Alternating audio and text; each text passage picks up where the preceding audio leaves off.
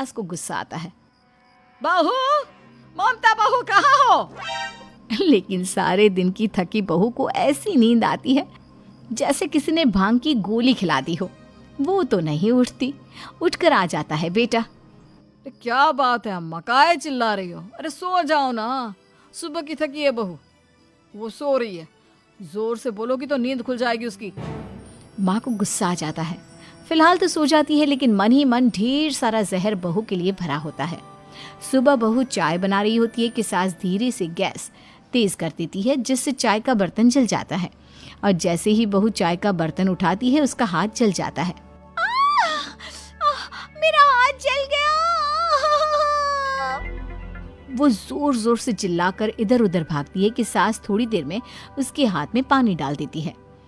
हाय रे बहू, क्या कर रही हो? पहली बार रसोई छुई हो क्या? सासू माँ, गलती से गैस तेज रह गई थी और बर्तन जल गया, जिससे मेरा हाथ जल गया।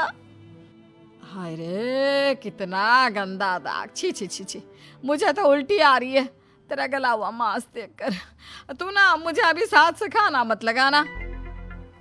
बहू भी खुद का हाथ देखती है तो उसे भी रोना आ जाता है।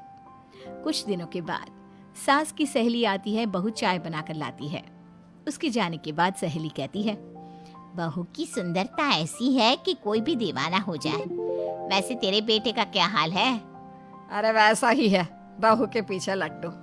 क्या करूं, कुछ समझ में नहीं आ रहा। मैंने तो बहू के चेहरे पर दिवाली के पटाखे की चक्री फेंक दी, उसका पूरा चेहरा जल गया। अब देखो ना रही सुंदरता, और ना ही अब मेरा बेटा उसे पूछता है। अरे अब तो वो उसे छोड़कर दूसरी भी देखने को बोल गया है मुझे। बहू सारी बात सुन रही होती है। आंटी, एक बात बताइए, क्या भरोसा है कि दूसरी सही आए और आपके अनुसार रहे? देखिए आंटी, मेरी सासू माँ को गलत बात सिखाने की जरूरत नहीं है। हमारा परिवार साथ में खुशी से रह रहा है। देख बहू, मेरी सहेली की बेइज्जती ना कर, वही अच्छा रहेगा तेरे लिए, समझी? बहू नहीं मानती है। वो बार बार उनकी सहेली को घर से निकल जाने को कहती है। तभी सास की सहेली पास के चूल्हे से लकड़ी लाकर बहू के चेहरे पर लगा देती है। बहू जोर जोर से रोने लगती है। अरे ये क्या कर दिया? मैंने कहाँ किया, ये तो तूने किया। तू ही नहीं चाहती थी कि बहू बेटे के साथ रहे, भला मैं क्यों करूंगी? मैं तो चली, निपटो अब। बहू रो रही होती है, दर्द से चिल्ला रही होती है, लेकिन सास उसे डॉक्टर के पास नहीं ले जाती। तभी पति आता है। क्या हो गया ममता? ये दाग कैसे लगा? तुम कैसे जली? ममता कुछ नहीं कहती, बस दर्द से करा रही होती है। पति माँ की तरफ देखता है। हो ना हो माँ, ये पक्का आपका काम है। आप ही ममता से जला करती थी ना।